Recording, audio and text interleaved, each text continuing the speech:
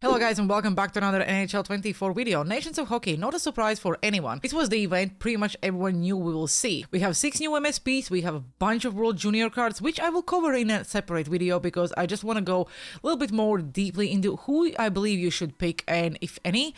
And we also have some really glitchy packs, not anymore in the stores, but I will show you what exactly happened last night. So yes, there was a lot of things happening yesterday, but before we do that, if you could smash that like button and subscribe, it really helps the algorithm, more people see the video, and also makes me smile. I'm also live on Twitch 5 days a week, so if you want to see me playing the game or just hang out, make sure you stop by.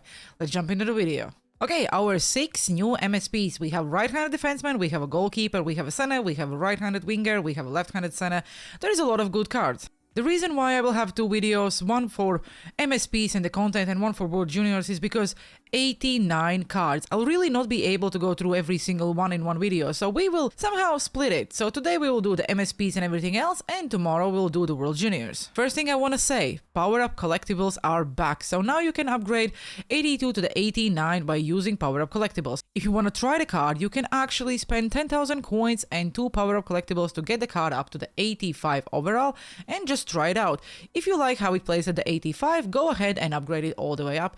If not, you can get your 2 power-up collectibles back and 5,000 coins. So basically you are just renting the card. The first MSP will be John Gibson, goalkeeper from Team USA. These cards and the stats are representing their junior years and when they were playing for their country in the World Juniors in the year they were playing it. That actually sounded quite weird, but you understand what I mean.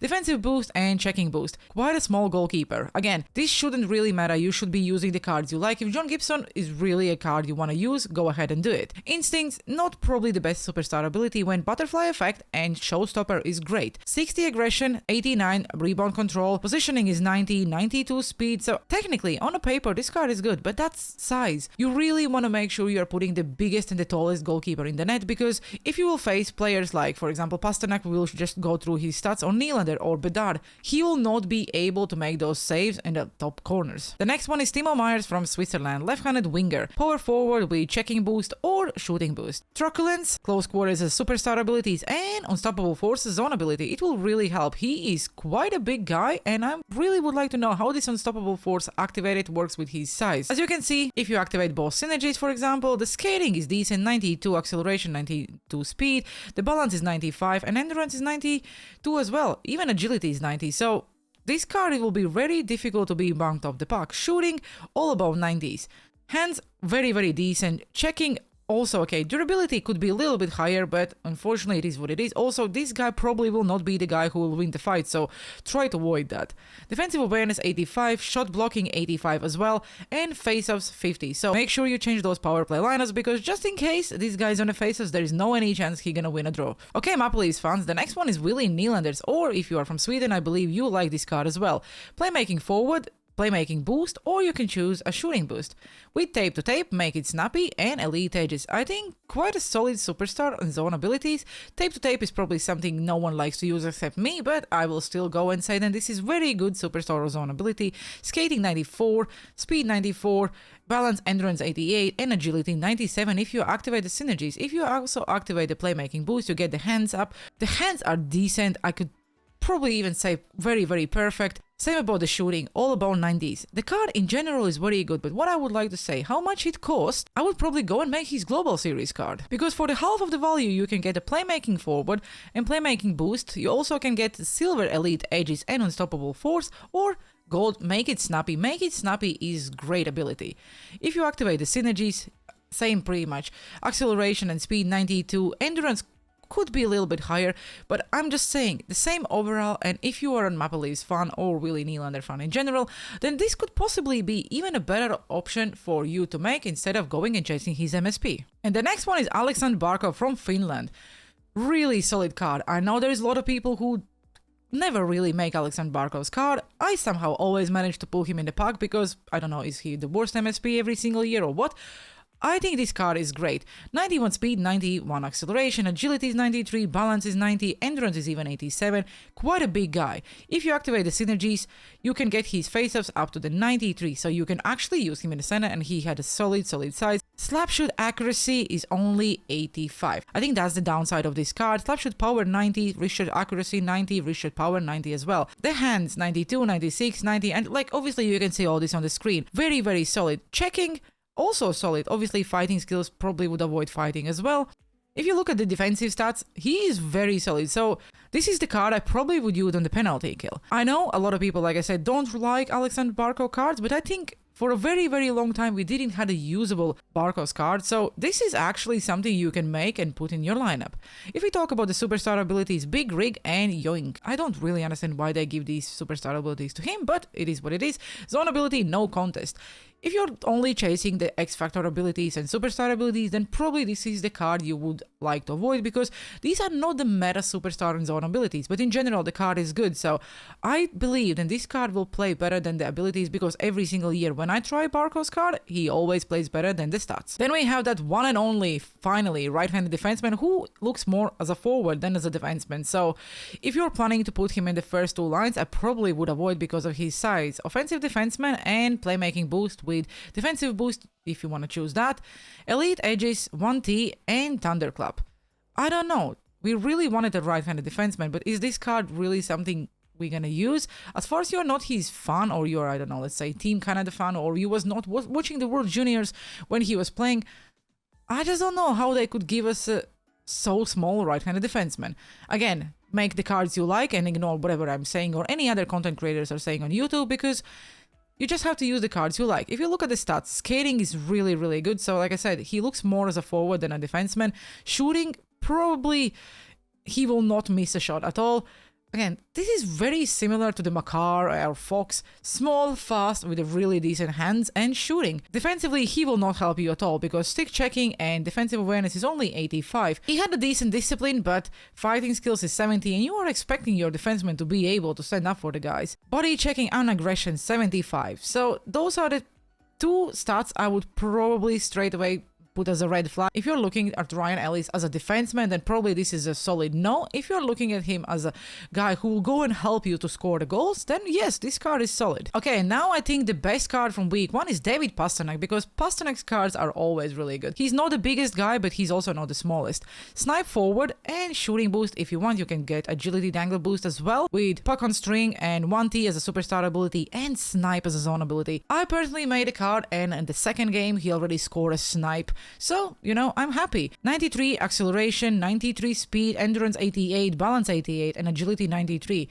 Shooting, don't really have to say a lot. Incredible if you activate both synergies. Same about the hands. This is the guy you probably want on the breakaway because he will score. Body checking 75 and aggression 75 as well. All these cards are pretty much built the same. But because of the shooting and skating stats, I just really think that David Pastrnak is the best option. And the option I personally made, and I will be able to give you a full breakdown when I will do the full ranking for every single card after the team too. Okay, those are the MSPs from week 1. Let me know down in the comment section below. Are you planning to make any of the week 1 MSPs, or maybe you was lucky who actually get that card in the store when it was glitchy? And now I will show you exactly what I'm talking about. At 5 o'clock, when the content dropped for around 40 minutes, EA couldn't realize that people who are buying the starter offer week 1 on tradable packs for 1,700 points, instead of an 82 overall power-up Nations of Hockey player, they're actually getting a fully maxed out MSP. So yes, I obviously went for a science and bought one pack, and this is what happened.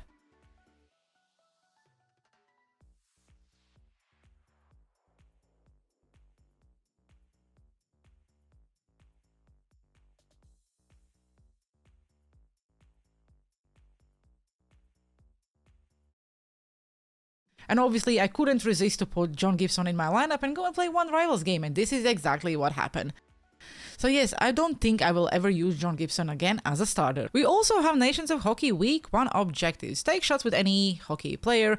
You'll get mini NHL players pack, so it's quite easy. You basically just try to get the shots, and here you go. Complete 70 games in Rival Squad World Champs with one or more Nations of Hockey items. It also does include the World Junior cards, so it doesn't matter. It shouldn't be only MSPs. Get those low overall World Junior cards, and here you go. You will get a Nations of Hockey collectible, which you will be able to use to make one of the MSPs. Obviously only 82 overall, but it's still an 82 overall for one collectible.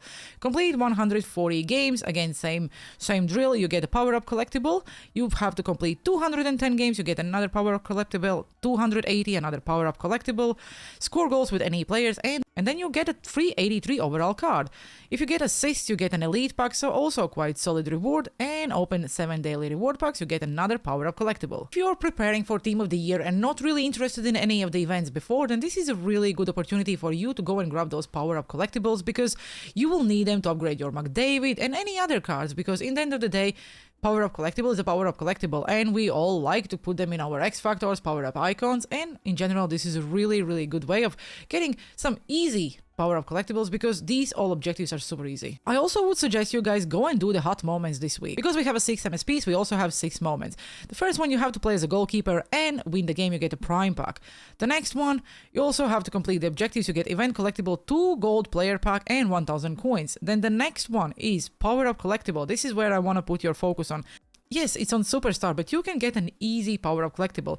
To get a power-up collectible, all you have to do is, even if you lose, it should be maximum 1 goal against. Then the next one is mini pack, 1 gold player pack and 1000 coins. The next one is on semi-pro, and you get a premium pack, 1 gold player pack and 1000 coins, and pasta scores in overtime on All-Star. You get a power-up collectible again. All you have to do is score a bottom left corner goal with David Pastrnak. The sad thing about this event is, so far, with objectives and moments, you don't have enough power-up collectibles to get yourself a free MSP, because you need 13 power-up collectibles to get yourself a fully maxed out MSP. While completing everything, you're only getting 7. If I quickly have a look at the rush was quite broken last night and no one was getting their rewards, but if I scroll down all the way, you can get another 82 overall card, which will help you with the objectives, but unfortunately, probably that's all it will help. We also have an event collectible at tier 11. We do have 84 Matt Zuccarello card, which I personally want to really try out, because it's a free 84 and I really like Matt Zuccarello. Completing tier 20, you only get 2 event collectibles, which will give you 282 overall MSPs. No power-up collectibles here. Quite an L in my opinion. And the last thing, if we go to the sets, you need 1 collectible to make any of the MSPs. So if you are not planning to make anything, if you're getting the collectibles, just go and make the 82s, because the 82s can be exchanged for whatever you want in the future. You don't really have to upgrade these cards. It's a free 82 overall player. There is also week 1 random Nations of Hockey player set, which will give you, I believe, a World of Junior card. You have to trade in 5 collectibles. I would not recommend you use your collectibles for this set, but if you like to gamble, then why not? If you look at the sets, then 86 is still the highest overall you can trade in for the collectibles, and by trading in 186 plus overall player, you get Nations of Hockey collectibles, 4 of them, and you also get a players pack. I don't really recommend anyone doing this, because why would you need 4 Nations of Hockey collectibles? Okay guys, thanks for watching today's video. I think we covered everything we needed about MSPs and if you can get a free one. From week 1, like I said, you have to make the players you like, but if you really want to just make one and you don't know who you want to make, then David Pastrnak would probably be my suggestion, because I personally made him and he's on the line with Mario Lemieux and Mike Modano. The guy feels incredible. He's fast and his shirt is just built different. With that being said, I hope you enjoyed the video and have a good one. See you on the ice.